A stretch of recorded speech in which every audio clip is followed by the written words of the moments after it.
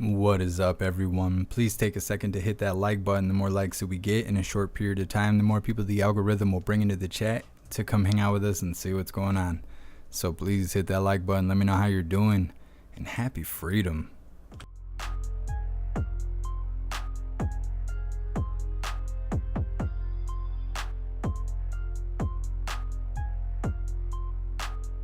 What's up, Jackal? What's up, Manuel? What's up, Dan the Man? What's up, Thomas? What's up, Kelly Jones? Seeing a lot of new names, or a lot of names I ain't seen in a while. I wonder if the algorithm has had an update. What's up, Bass Senior? Meow, what is this? Mountain Life? Welcome to the live. What's up, Nick? What's up, Colleen? What's up, Thomas? What's up, Sam? What's up, Norman? What is up, Hooligans? Happy Freedom Native New Yorker. What's up, Derek? What's up, American Hillbilly Me? All right, Hooligans, let me check these other chats and we will get started. What's up, D?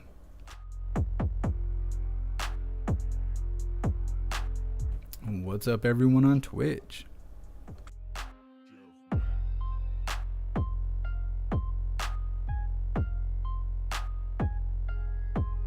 What's up, Can Killer? What's up, Serum? What's up, everyone on Odyssey?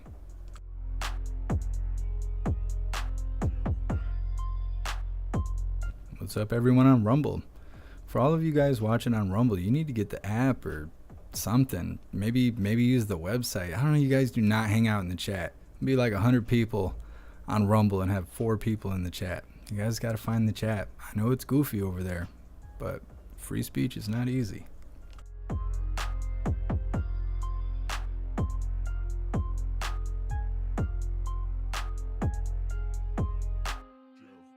What's up, everyone on Odyssey?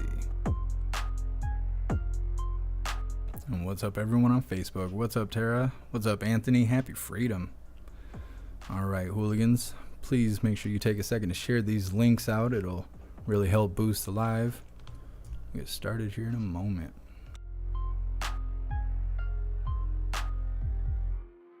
I got this weird big banner advertisement between the video and the chat on YouTube. I don't know what that is. That's new stuff. Trying to sell me lingerie. As beautiful as I may look. I'm not going to be trying that off. What's up, Edward? Top of ass, always. Always. What's up, Texas Patriot? What's up, Ronald? What's up, Gary? Welcome to the live. Happy Freedom, Snooks. Thanks for sharing us out. Let's see.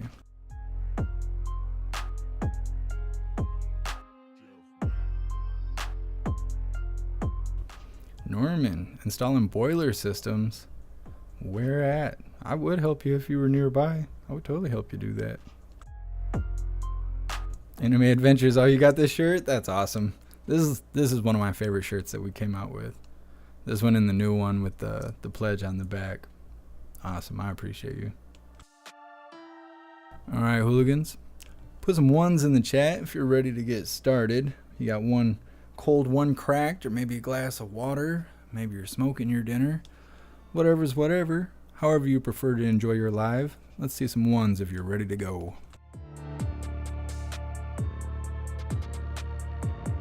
I myself am just drinking some coffee. A little bit chocolate, hot cocoa in there, not chocolate milk, hot cocoa. Spicing it up. It's fancy. I should have pinkies out when I'm drinking it. All right, Hooligans, let's get it started.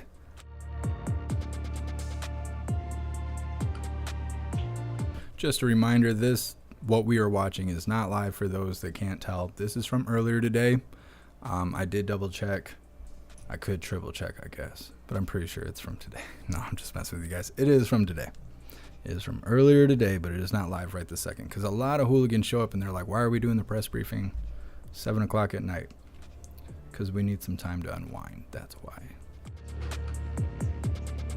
Happy Freedom, Shadow Patriot. Norman, definitely a hot cocoa night. Absolutely. It like hurts your bones. It's so cold outside. I don't know if that's like a getting old thing or if it's getting colder. Oh, I better not say that. I'm gonna have, global warming people on me. But yeah.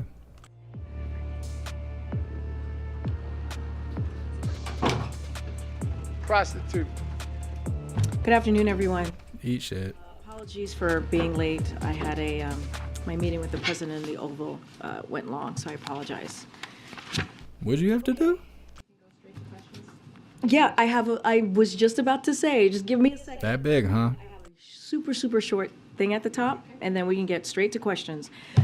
So today marks the first day of National Flu Vaccine Week. As flu and COVID-19 continue increasing in circulation, we have two safe and effective vaccines that are our best way to stay protected this winter. The simple message from our health and medical expert is this: to be protected this winter, get your flu and COVID shots. Today, Dr. Walensky held a briefing with the American Medical Association to kick off a week where she and doctors across the country will be blitzing the airwaves about the importance of getting your COVID and flu shots. And with that, Darlene, go for it. Thank you. Can you give us a rundown on what is being done at the federal level to speed up the restoration of electrical power to the folks in North Carolina? So, as you know, the White House has been monitoring the situation and is in contact with local officials. Local law enforcement is receiving federal support on the investigation. We will continue to let that investigation. Happy for him, I before. President Biden has made, as you all know, critical infrastructure secure and resilience to all hazards, both natural and man-made, a priority since the first day of his administration. While we still have a long way to go, through initiatives like the bipartisan infrastructure bill and also the Inflation Reduction Act, the Biden-Harris administration is already following through on its promise to deliver those results to protect against the impacts of incidents like this. We've closely worked with private sector to strengthen resilience against the full spectrum of potential threats, including through utilizing new technologies and improving how government communicates and shares threat information with the private sector, which owns the majority of our nation's critical infrastructure. Department of Energy, Department of Justice, including the FBI, will be your best place to get more specific information. But again, we're going to let the investigation play out. But on the issue of restoring power, authorities there are saying it could be until Thursday before power is restored. Understood. So, we have been in touch with local officials, and we're going to provide any assistance needed to help them on the ground. Yeah, thanks, Green. On Friday, you said there were no plans of going to Congress for any legislative changes to the IRA for France and Europe. Over the weekend, there were some French officials who said that one way of making the tweaks that President Biden proposed to the IRA was through executive orders, and we're wondering if the administration has already started working on certain EOs, or if you're planning to work on them going forward. Can you offer any specifics? So there's two things. The first thing is the president was clear that there are ways that we can address Europe's concerns, right? The concerns that they actually have. This is a matter we are working through substantive consultation with our European counterparts. We don't want to get ahead of that process, but we're going to have those conversations and find ways to, again, address their concerns. I was speaking to specifically like glitches that might be that we have heard about in this particular piece of this law now. And so what I was saying, no, we don't have plans to go back to Congress on that. But when it comes to their concerns, of course, we're going to have conversations with our European allies. And specifically on that, I mean, the administration did say during the French president's visit that that it had worked on overcoming French objections to whatever it is that they were talking about with respect to the IRA. But the administration has, again, of course, not released any specifics on that. And I know you're talking about having future conversations with them. But could you talk about the work that has gone in so far? So, not going to get into specifics. Again, we want to have this conversation. There's a process that's happening. Don't want to get ahead of that. But I also just want to say, and you've heard us say this many times, the Inflation Reduction Act was a historic piece of legislation. It's going to help Americans, millions of Americans across the country, as we talk about lowering cost, as we talk about really attacking the number one priority when you think about the economy for the president, which is lowering costs on health care, lowering costs on energy, doing that historic investment investment on fighting climate change. So this is something that the president is very proud of, and it's going to really, truly change lives. When it comes to the concerns of our European partners and allies, certainly we're going to do our best to have those conversations, but I'm just not going to get ahead of the process that's currently happening. One on Russian on the oil price cap. Obviously, Russia has said that they're not going to abide by it, even if that means cutting production. Ukraine is saying $60 is way too much. Russian oil blends are selling in Asian markets at $79 a barrel, which is like $20 higher per barrel, and which kind of shows that there's willingness to buy oil from Russia at that price. I mean, given all the work that is going in, how confident are you that this is going to actually have any impact at all on Moscow and President Putin's oil revenue? So a couple of things. You just asked me a couple questions all at once, or made a couple of statements all at once. Is that what happened? She seems really rattled. We're not surprised by that. We're not surprised by what their reaction has been and what they're saying. Look, the goal of the price cap has always been to ensure that discounted Russian oil continues to flow onto global markets.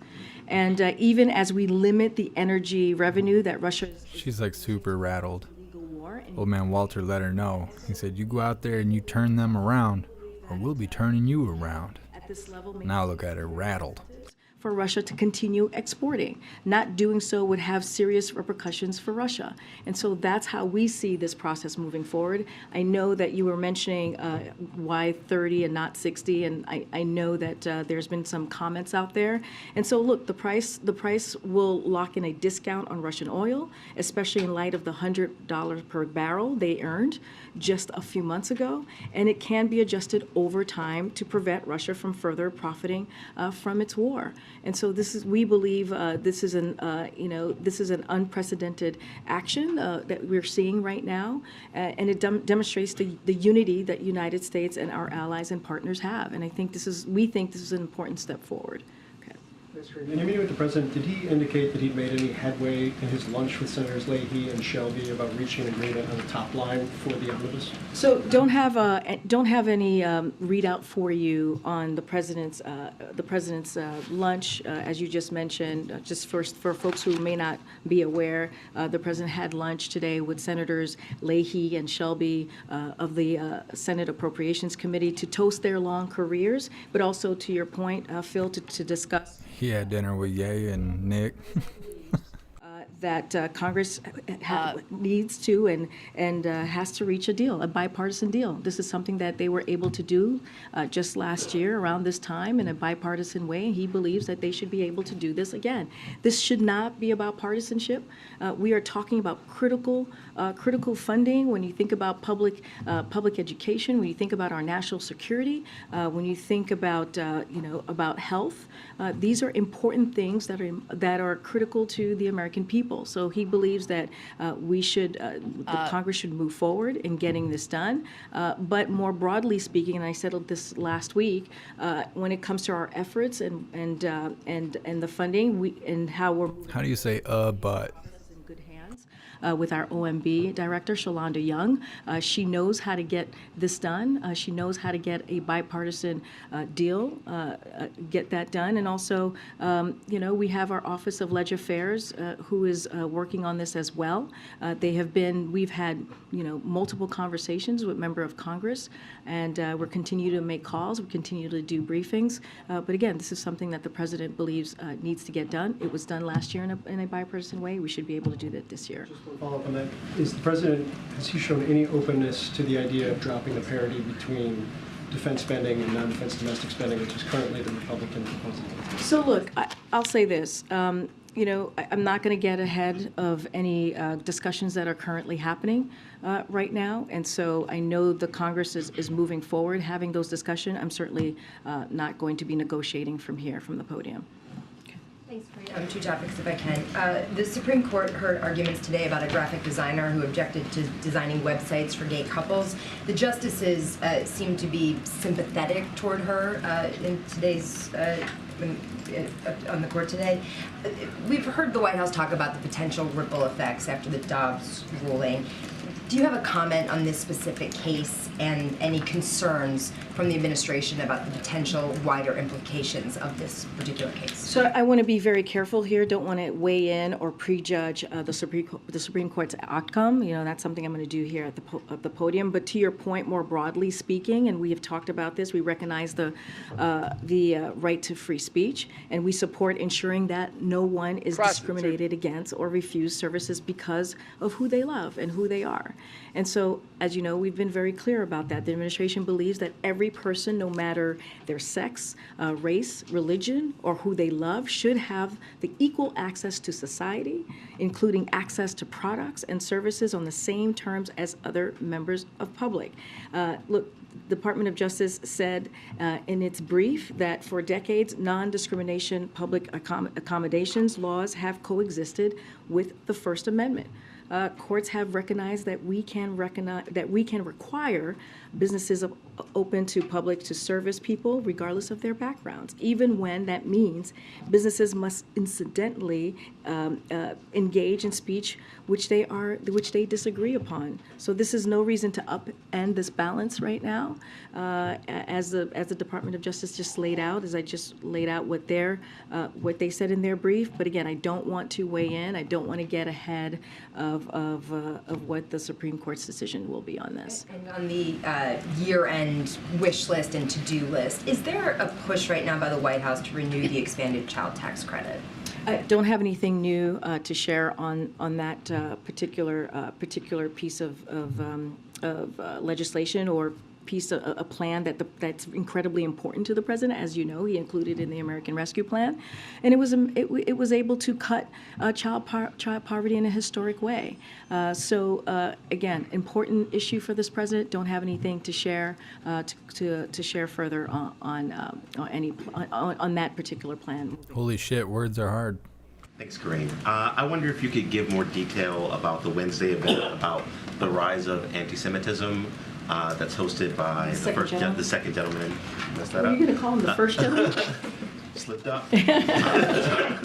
How long has it been in the works, and what do you hope, what does the White House hope Mr. Imhoff adds to the debate? So a couple of things just to give you some insight of what's going to be happening with the roundtable talks, the anti-Semitism roundtable talks that the second gentleman will be hosting. So first and foremost, President Biden has consistently spoken out. I just want to make sure that's clear against anti-Semitism, its rhetoric, its hate, and all of the vile language that we have been hearing, which is incredibly dangerous this past couple of weeks.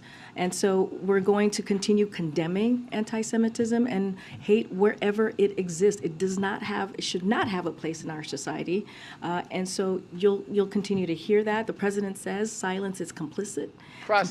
And so, that is something that we will make sure that we continue to condemn. Now, as it relates to Wednesday, She almost said silence is violence, but then she knew we would connect the dots. Jewish leaders from across the country.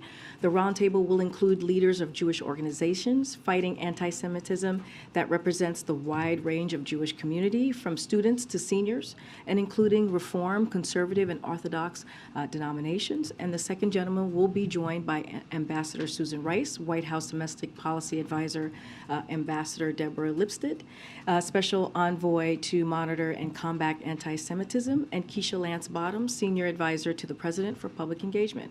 He felt it was important to host the roundtable, given the rise, as I just was mentioning, of anti-Semitism that we have seen over the past several months, and even longer. This is something the second gentleman takes very personally. He is the first Jewish person in this role, the first Jewish individual married to a president or a vice president. He has said himself that he is in pain. And that this is something we cannot normalize, and that's one of the reasons, as I just laid out, that he wanted to do this personally. Just a follow. Is it something that he asked for, or something that the president directed him to do? Well, I just laid out, the president has been very clear in condemning anti-Semitism, the hate that we have been seeing, racism, the increase of hatred that we've been seeing just the past several months. So this is something that his administration more broadly is going to continue to do. Thank you so much, Seven, for continuing the membership program for 6 months. You're officially a hooligan. I appreciate you. Thank you. personal to him and important for him that he believed that he needed to do. And clearly, it's part of our administration's response, and certainly we'll welcome it. Thanks, Corinne. To follow up a little bit on that, the week ahead after Wednesday, there were no public events for the president. Is that so he can take a more hands-on approach to the spending deal if necessary? And can we expect him to drop by that anti-Semitism roundtable on Wednesday? It's a good question. I don't have anything to preview at this time on if he will be able to stop by. Clearly, we're always working through the president's schedule, as you know. But just to lay out the president's engagement on the as we're discussing the government funding bill. Look, as you know, he had the Big Four here last week in leadership to talk about. They talked about this. You saw it in the readout. He met with President Leahy and Senators Leahy and Shelby to have the discussion about the omnibus bill. And so the president is going to continue to have those conversations. He's going to continue to be involved. I don't have anything to preview at this time on what the rest of his schedule is going to look like for the week. As it pertains to Wednesday, also, could we expect remarks from him regardless of what happens in Georgia on Wednesday? And then lastly, the president, he didn't end up going to Georgia during the campaign for Raphael Warnock. He hasn't been during the runoff election. Why is that? So look, I need to be careful, the Hatch Act. This is an ongoing, as you know, election with this particular, what we're seeing, the runoff in Georgia. So I want to be really careful here. But I have said many times before at this podium that the president will do anything that he can do for Senator Warnock to be helpful to him. As you all have seen on the president's schedule recently, he's done a high volume of fundraising, attended several political events, including phone banks and unions and with unions and much more. Look, the way that we see this, if you think about the midterms that just occurred, the president played a big role here. He set the narrative on how Democrats were going to move forward in the midterms, how they were going to talk about the successes that they had, how they were going to talk about what was important to American families, right? They made that contrast with Republican electeds, Republican officials who were talking about getting rid of Social Security, putting that on the chopping block, putting Medicare on the chopping block.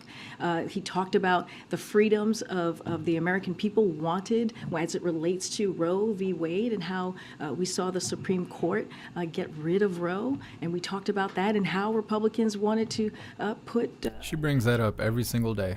Pushing for a national ban, and it didn't matter which states. If you Like, no matter what the question is, she always hooks it around to talk about that. Which I don't know why, because I'm pretty sure she eats carpet for a living. So, I mean, I don't know. I don't know how it works. I just drive a Subaru. Successes that we have seen, his economic policy successes, as we talk about the bipartisan infrastructure legislation, the Inflation Reduction Act, those are the things that the president was able to get. Mr. Beansy Beans, I'm surprised she hasn't said MAGA yet. She's working up to it. Just wait till they bring up Twitter. This has, of course, been a harsh season for respiratory illnesses in children, and there continue to be anecdotal reports that some drugs are in short supply in certain places, like children's Tylenol, ibuprofen, amoxicillin. There's a scared person there. And some Americans are struggling to find the drugs they need.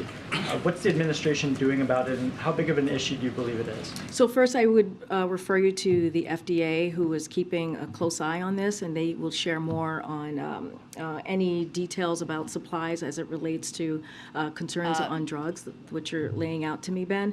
But Thank you so much, Young Berg, for the donation over on Odyssey. I appreciate you. Thank you. And it's something the administration is regularly monitoring.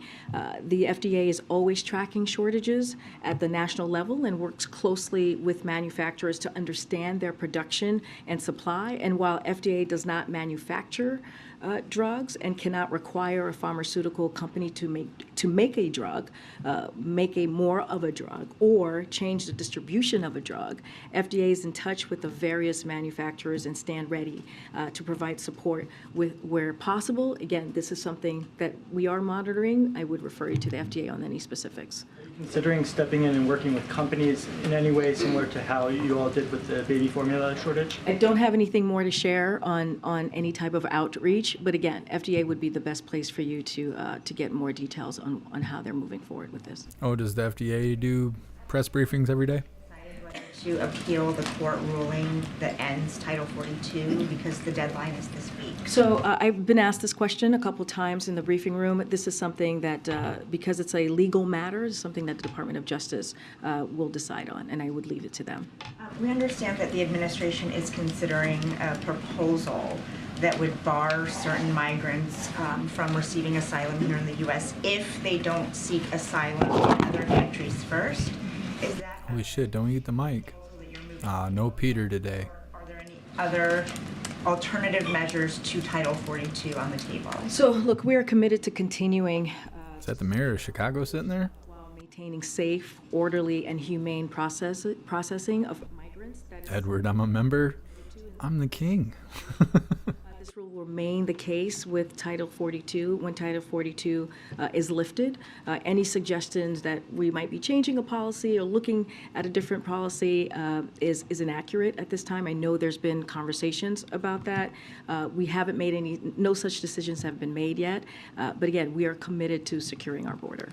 I have a couple questions on this Chinese hack by the group APT 41. The Secret Service says that this state-sponsored group of cyber criminals stole at least $20 million in COVID relief, including small business administration loans. I know that ring. Unemployment insurance funds. What safeguards are in place to prevent? The blonde woman there from Fox, she just looked at KJP like she can't stand her. We don't comment on specific law enforcement cases, so clearly not going to do that from the podium, but the president has continually embraced and called for strong oversight and enforcement against potential fraud. The president made clear that in the State of the Union, in his State of the Union just earlier this year, and when he announced the Justice Department's appointment of a chief prosecutor for pandemic fraud as part of the interagency COVID-19 fraud enforcement task force. So for more on any specifics on this or any more details, like again, this is a legal enforcement matter. This is something that the Department of Justice would be. Face any consequences? Again, this is something that the Department of Justice would be dealing with, as it is an ongoing law enforcement matter. Okay, good. Thanks, Corinne. On the trip tomorrow, President Biden has visited a lot of semiconductor plants. Can you just talk about what makes this one special? Is it based on that it's run by Taiwan company? Is it advanced chips? What's kind of differentiates this trip? So it's a very good question. We are going to That guy's so scared his ears don't stand up straight. to this evening at 6:30, which is going to be led by Brian Deese. And so I would encourage all of you to join that background call, and you'll have more specifics. I'm sorry, a backgrounder. Backgrounder, yes, it's a backgrounder. And it'll, as you know, it's usually lifted the next morning. So yes, it is a background call with Brian Deese that'll happen at 6:30. So again, I'll encourage all of you to join. But look, as you know, he's going to be going to Phoenix, Arizona to be discussing the American manufacturing. Under this president, we have seen American manufacturing. Blink, blink, blink. To the U.S., and a lot of that is because of the president's economic policies. We've seen more than 700,000 manufacturing jobs created under this president, and he is going to continue to talk about that, talk about the CHIPS and Science Act, and that historic piece of legislation that was, as you all know, a bipartisan piece of legislation that is going to continue making sure that we have manufacturing jobs right here in the U.S. So again, you'll get more details on that. Don't want to get ahead of that conversation that will be had by Brian Deese at 7:30. It's a background call. I, again, encourage all of you to join. Yeah. Thanks, Corinne. Two questions for you. First, on the North Carolina power outage. The local authorities have said they believe it's an intentional attack. Is the White House aware of any motive that might have been behind that? Again, I'm just not going to get ahead of the process. It is being looked at, investigated currently. I'm going to let that investigation play out. I would refer you to the Department of Energy, Department of Justice, FBI, to get any more specific details on that. And then Democratic leaders in the House are discussing attaching Senator Manchin's permitting bill to the annual defense policy bill, which is a must-pass. Is the White House urging that too? And if so, how are you doing that? So yes, the president believes we should pass the defensive authorization bill and that the permitting bill should be included in that legislation. So that is something that we support from here. Go ahead, Stephen. Other things on the to-do list, the antitrust tech bill. Does the president want to see action on that in the lane? I don't have anything more. Holy shit, old man Walter's in the crowd. He doesn't even know where he's at right now.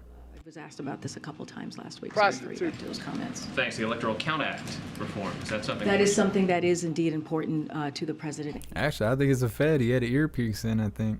There was word today of an agreement in principle between Senators Tillis and Sinema on immigration. Nope, just neck hair. False alarm. Kind of the language on that particular bill, so don't want to comment from here. Don't want to get too far ahead. I know there is a drafted proposal, but look, the president has repeatedly called on Congress to permanently protect Dreamers, farm workers, essential workers, and others, and to provide them with the pathway to citizenship. Remember, the first day of his administration, he put forth a comprehensive immigration bill. So we are committed to working with members of Congress from both parties on real solutions to modernize and our outdated immigration system. So that is certainly a priority for the president, but we haven't seen the detailed proposal, so I can't comment about that from here. One last thing. Senator Shaheen has a statement. She's apparently not coming to the ball tonight. Oh, okay. She's upset that the president endorsed a proposal to put South Carolina ahead of New Hampshire, and she says that New Hampshire is now vulnerable for her party. Does the president have a response to that? So look, we honor the Hatch Act, as I mentioned many times before here, as we are talking about a potential election, a 2024 presidential election. But looking backward, it is the ultimate irony, that the 2020 election was proven by the Trump administration's Homeland. Oh, sorry, I think I got ahead of myself there. We take the law very seriously. You just start talking shit about MAGA King? Is that what that was? 2024. And it places strict limits on what I can say because of the Hatch Act about future elections and, of course, political party processes. I know I was asked this question many times before about the DNC, and so I've always referred folks to go to the DNC. But again, as a candidate in 2020, and as we have heard the night of the New Hampshire primary, Joe Biden was very clear that to him, respecting our diversity as a nation and breaking down barriers. Just eat shit, Corinne. Principle. And so he believes that what Democrats in office stand for, and he has upheld that principle as president. And so, again, you've seen him do that throughout. Make me play the whole soundboard on you. You don't want that. We see the diversity within his administration that is represented clearly across the country, and he wants to. That was a good one. That got me. That's as far as I'm going to get from here about the specific calendar. Again, don't want to get into politics as it relates to political parties. Okay. No, you're just going to yell out Trump's name, but you don't want to get into politics. Dealing with COVID vaccine mandate for service members in the NDAA.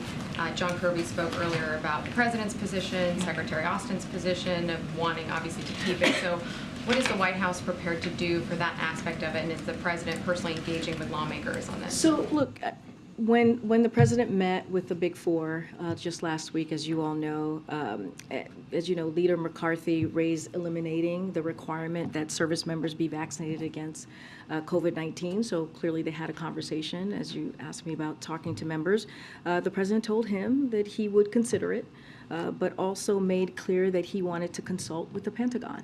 And since then, as we've all heard, the Secretary of Defense has recommended retaining the mandate. That's because the COVID vaccination requirement was put in place to keep our service members safe and healthy and prepared for service. And I would remind, all of you that the Pentagon has a range of vaccines. It has long required. So this is nothing new. This is, there's history here. There's precedent. So with respect to NDAA. Those discussions are ongoing. I don't want to get ahead of it, but clearly, as I just mentioned, it was brought up in their conversation that he had with the Big Four last week. Has he had conversations about it since then? I don't have anything else to preview at this time for you on conversations specifically on the NDAA. I can say that we're just not going to get ahead of the process that's currently happening in Congress. And you said from the podium that the White House isn't going to respond to every single thing that former President Trump says or does, but the White House also did put out some statements. How the hell did they get this far into the press briefing and not one question about Twitter? Put aside the Constitution, so I'm wondering if... Is that because it's not manipulated? Because it's not already vetted questions and answers? Again, he is a declared candidate, so want to be very careful on how I respond to someone. That's an interesting way to word that. But this is what I was trying to say earlier. As it relates to 2020 and election conspiracy. Look, it's an irony, right? That 2020 election was that he says this because ultimately it was proven by the Trump administration's Homeland Security officials to be the most secure of all time. And not just the Homeland Security officials, it was also upheld by Trump's administration's Attorney General and by over 80 federal judges, of whom were nominated by Donald Trump himself. And so in 2022, the American people came together just past midterms and utterly rejected the danger. Beer juice, I'm killing mutt. It's not good. It's not good. I'm not even allowed to speak freely. Appreciate you being here. And so, look, they have been. American people have been very clear. They oppose the way that Republicans have talked about this. They oppose the violent rhetoric that extreme MAGA officials have engaged in, and so we should listen to what the American people had to say just a couple weeks ago. Go ahead. Karine. Yeah, and then I'll go back. Thank you. Okay, thanks. If Peter was there, she'd be shitting the sand out right now. Just looking frail. Aspect, because he said a lot of similar speeches in future or current plans. Probably to a lot of Americans, Arizona, politically speaking, might sound like that place where they have a lot of election deniers. So it's kind of a hot spot politics. So I'm not going to get ahead of the background call that's going to happen at 6:30. I'm going to let Brian D. speak to why this trip is so important, what TSMC's semiconductor material manufacturing facility is a big deal. And so don't want to get ahead of it. I will encourage you to join the call, and you'll hear more about the president's trip tomorrow. Okay, but I mean, I'm not talking on the chip side, right? I know you're asking me if there's. Is there a message politically? If you're asking me, because it's in Arizona. Yes. God forbid you let him speak. No, I hear your question, but the president. Different part of the country. No, I hear your question, but the president has said this over and over again. He's a president for everyone, whether you live in a red state, blue state, purple state. This is about delivering for the American people. This is about keeping his promises as he moves forward with his economic policies. Look, the CHIPS and Science Act is a historic piece of legislation. The Chips and Dip Act. We're seeing this already, manufacturing back to the U.S. and has created hundreds of thousands of manufacturing jobs. And so that's why this is an important that we're seeing in this with this particular. I got to get in on it. And he wants to highlight that. He wants to lift that up. And so not my chicken nugget. What the announcements are going to be, or what he's going to talk specifically about what we're going to see at this facility tomorrow. But as you think about politics, as you're asking me this question, again, this is a president who has been very, very clear. He's going to deliver for all Americans. Very, very quick one about the medical. I think you've said previously that part of the medical has been done already, physical exam. When will the rest of it be done, like very roughly? Is it by the end of the year? Or? Don't have any specific dates to lay out or timeline to lay out. I can say, I think I've said this last week, it was going to be in the next few months. We will release the president's physical in the same fashion, in the same transparent fashion as we did last year. Karine, thank you so much, Karine. This morning, the National Security Advisor met with President-elect of Brazil, Lula, for about 1 hour and 30 minutes. What would you highlight from the meeting? And also, Mr. Sullivan invited Lula to the White House before Lula's inauguration, January 1st. Is that visit happening? And why is the White House extending this not very common invitation to Lula even before he's the president? So to your first question, the two of them had a wide-ranging and productive conversation about how the United States and Brazil can continue to work together to address common challenges and deepen our strong bilateral relationship. And we will have a fuller readout of the visit, Jake Sullivan's visit to Brazil later today, and you'll have more details on that. To your last question, look, we will have more to share on that soon. As your question to a visit, look, this is really important to the president. We have said before, we've been working with members of incoming Lula's administration for face-to-face engagement. That's nothing new. We've talked about that, and we at high levels, so that we can hit the ground running once President-elect Lula becomes president in January. So this is something that we have been very clear about, very transparent about. Again, as I just stated, we want to hit the ground running with that relationship, that important bilateral relationship that we have with Brazil. And did the White House decide who you guys sending to the inauguration? It's going to be the vice president. The delegation, U.S. delegation. Yeah, he's going to be leading the delegation. We'll have more to share on what that makeup of the delegation might look like. I don't have anything to share for you at this time. Okay. Thank you. The administration said they're going to refill the strategic petroleum reserve under $70 a barrel. The Russian price cap went into effect today, $60 a barrel. Is the president considering putting Russian oil in the strategic petroleum reserve? No, because it's been banned. Okay. What about in Arizona? I just want to ask you, he's going to that chips factory. Any plans in Arizona to go to the border and see for the situation for himself there? So look, I want to be very clear here. The president's trips tomorrow is about the American manufacturing boom.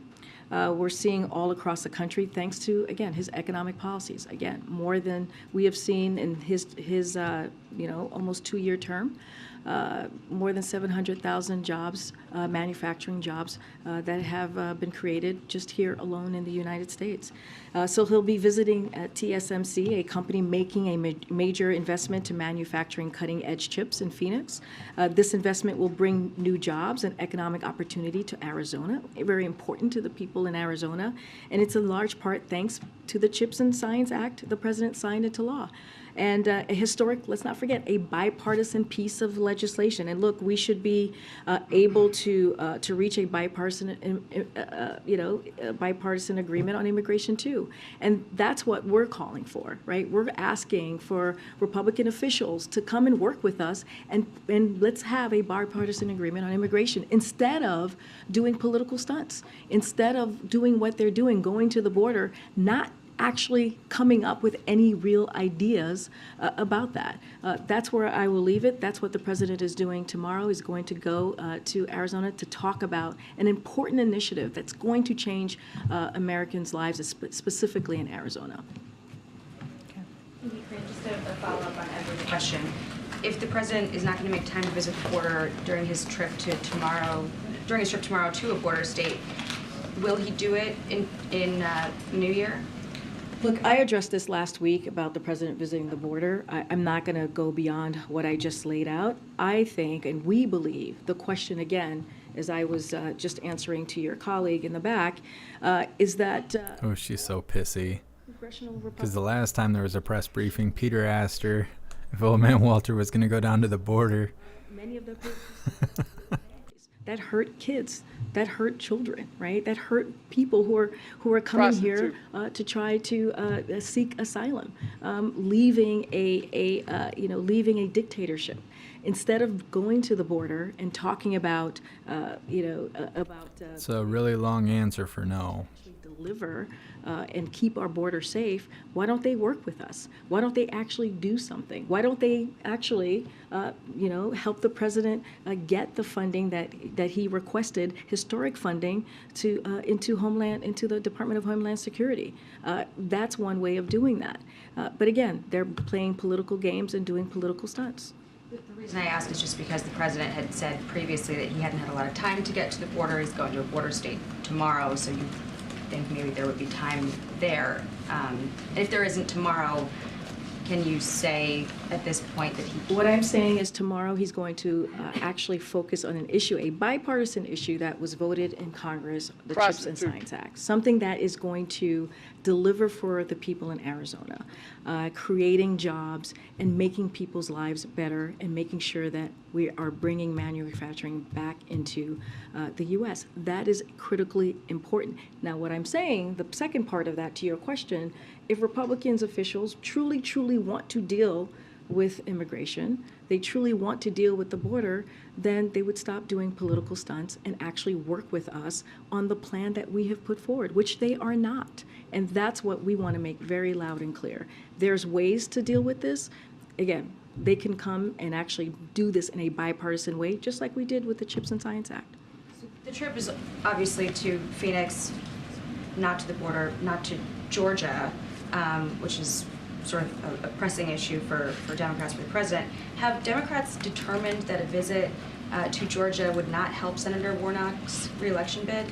The president actually, and I actually already answered this, and I'll just repeat what I just said. She doesn't have to act like a petty shithead. She chooses to. Election that's happening tomorrow because it's an election, and I'm covered on the Hatch Act, so I'm not going to comment on that specifically. She's like aggressively jerking her head around like she's ready to throw hands when she really doesn't want it. Role for Democrats. It was because, again, I just answered this question, is because of the way he made the contrast with Republican officials. Just answered the question. You were so damn clear they had to ask it again. Medicare on the chopping block because they were upset about... Are you laser focused right now? Which is a historic piece of legislation, is going to lower costs for American families. That's what they were upset about, because we were saying we wanted to make sure big corporations pay their fair share and not put it on the little guy. And that's what they put forward. And the American people spoke really loud and clear. That's not what they want.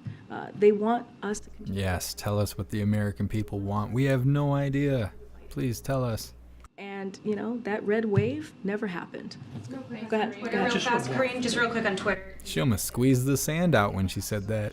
It's the first time we've talked to you since you released the files a few days ago.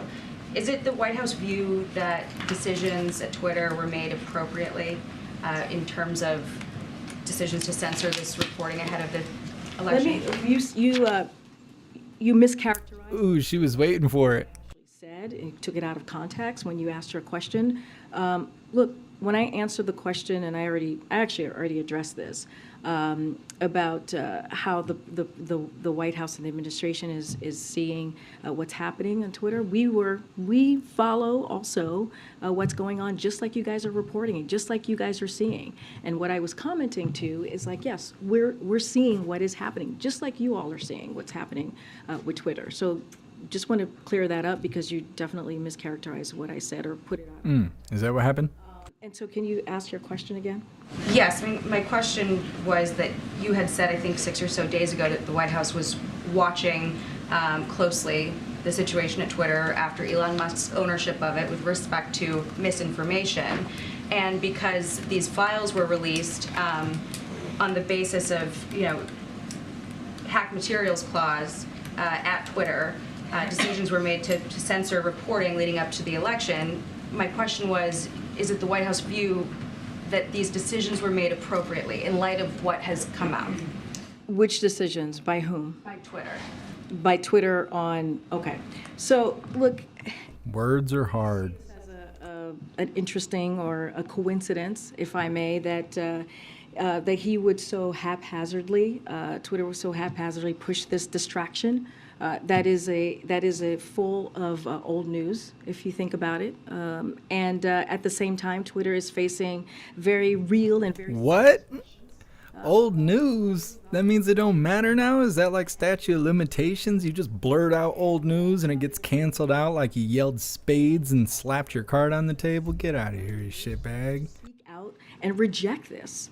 And it's very alarming and very dangerous. But our focus right now is helping the American families. I just talked about what the president's going to be doing in Arizona, talking about the CHIPS and Science Act, talking about how we're bringing manufacturing jobs back here to the U.S., talking about under this administration, more than 700,000 jobs have been created. It was fake news until it became old news. More specific. Look, what is happening? It's frankly, it's not healthy. It won't do anything. It's not healthy at all. It's not healthy. It happened. Their lives. And so, look, this isn't. We see this as an interesting, coincidence, and it's a distraction. Thanks, Kareem, just one more on What a huge piece of shit. providing security assistance to Old man Walter, he's got to get in on this. $10 billion over 5 years. Does the White House have a position on Holy, I gotta make some coffee. Just give me a moment. assistance to Taiwan might act as an irritant in the relationship with China? So, look, not going to get ahead of the process as it relates to in Congress or the NDAA. I'll say this more broadly. We continue to work with Congress on ways we can reinforce deterrence across the Taiwan Strait and build Taiwan's resilience in meaningful ways, including the self-defense capabilities. But again, I'm not going to get ahead of the process that we're currently seeing in Congress at this time. All right, everybody. Thanks, everybody. Oh, what's going on? Arizona. Oh, okay. Are you going to take a question on U.S.-Africa summit? It's the biggest gathering of Okay, I'll take that. Let me just do this and I'll. Okay, we have a guest. I forgot.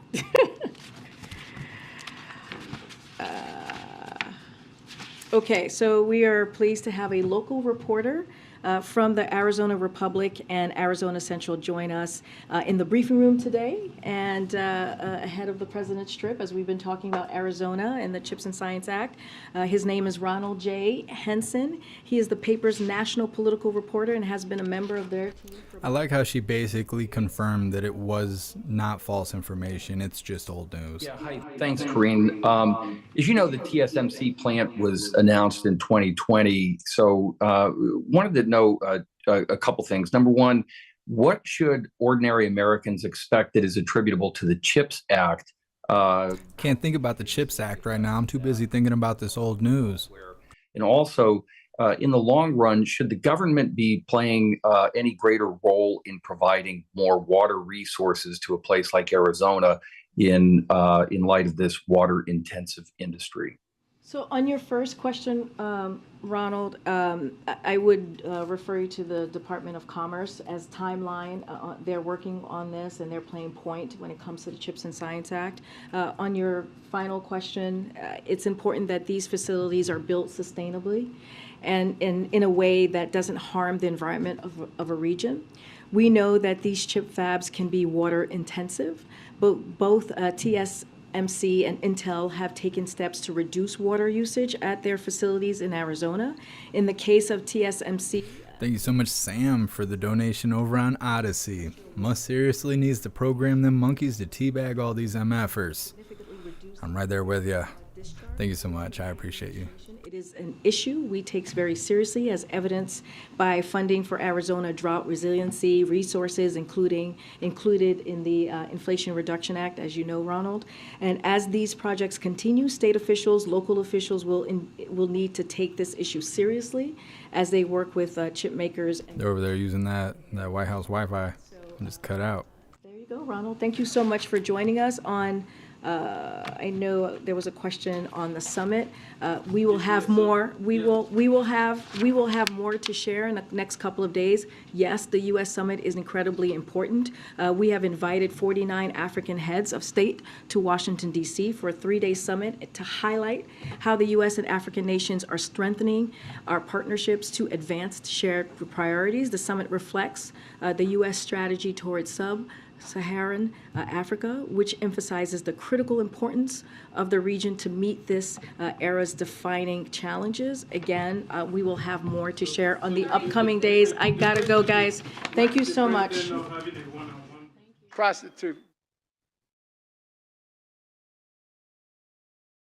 Must have had an emergency activist meeting or a protest or something to go to. Had to skedaddle right out of there. My goodness, that old news, huh?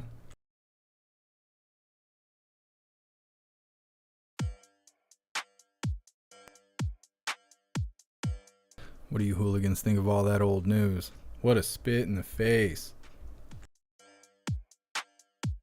Spit in the hand and slap to the face. Hardcore old news. Somebody should put her right on her head. Well, hooligans, as I set everything up for the Pledge of Allegiance, please find the Linktree link in the description, or maybe the mods will be so gracious to post it in the chat.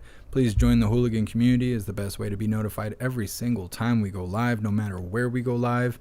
There's hooligans to hang out with and communicate with and become buddies with and network with and all that stuff 24 hours a day, and a news board for you to stay up to date with what's going on around the world. So definitely join the community. If you would like to get a shirt like this one, or check out any of our other designs, all those links are on there. If you would like to support the live, that's of course on there. Everything's on there, but please join the community. It is worthwhile. Let's get ready for the pledge.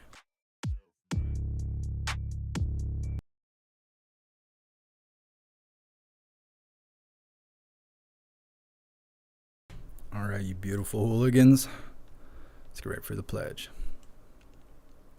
I pledge allegiance to the flag of the United States of America and to the republic for which it stands, one nation, under God, indivisible, with liberty and justice for all.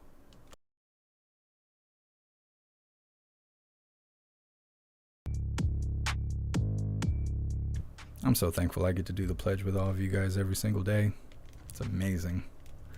Well, everyone, that is that. Klaus Daniels over here putting his 2 cents on it. You want to say hi? Huh? Okay. Well, that's that for now. I appreciate you hooligans hanging out with me for another watch party.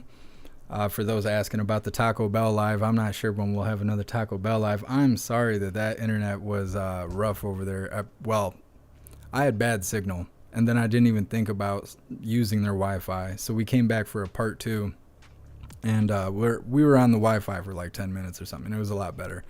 You know, you got to cry a little. You got to cry out some Taco Bell later that night, or at least I had to. But maybe we'll do that again. Maybe we'll go take over Burger King. Who knows? Because they totally shut down like the lobby and everything. They turned the music off in the dining room so we could be live out there. Shanti, yeah, it was fun. It was fun. I apologize for the quality of the live stream. It was the first time I went live on my phone in a long time. And I was using new software, so I was still working some stuff out. And WMM, he was a little scared. He was a little scared on the live, but it's okay. He doesn't have, 900 10-hour live streams under his belt like I got. So, I give him a little grace. No. And you guys were razzing him so bad he's still talking about it. No, he's been my friend for like 20 years or something like that. He's my very best friend, so that's why he's always palling around with me and stuff. So you guys roasted him and all that stuff. Very humorous, very humorous. John Costello, when's the next flag walk? Hopefully soon. I kind of blew it over the summer. I got too busy. Never ended up doing it, which is my fault. It is my fault. I would like to do it, especially because it's not snowing right now. What is tomorrow? Tuesday. We'll see what tomorrow brings. We'll see how it goes. No promises, no promises. I do want to do a flag march, but we'll see what tomorrow brings. If tomorrow's open and there's no snow on the ground, we may do a flag walk. I'll see what WMM's up to. I like to have a little bit of backup where I'm carrying a camera in one hand and a flag in the other, backpack, all that stuff. I like to have somebody with some free hands around me, just in case. You never know. The world is the way the world is right now. So I know you hooligans don't want to see nothing bad happen. I don't want my channel getting taken down because something bad happens. It is what it is. But I'll try and work out a flag walk. I promise. I hope you hooligans have a great night tonight. I don't think there's going to be anything else. We will see. If an emergency happens, as far as action in the streets, we will be going live until, if that's not the way it goes, then it'll probably be tomorrow. It'll probably be Coffee with Hooligans. It'll definitely be Coffee with Hooligans tomorrow. But there will probably be White House press briefing and all that stuff. So we'll see how it goes. I'm not sure when the next live is. All I know is I hope to see you guys there. So big shout out to everyone that made donations, joined the membership program, or purchased any merch. I really appreciate all of you, and I would not be able to do this without you. So thank you so much for all your support, and I'll see you guys on the next live. Until then, stand tall, shine bright, and that's a wrap.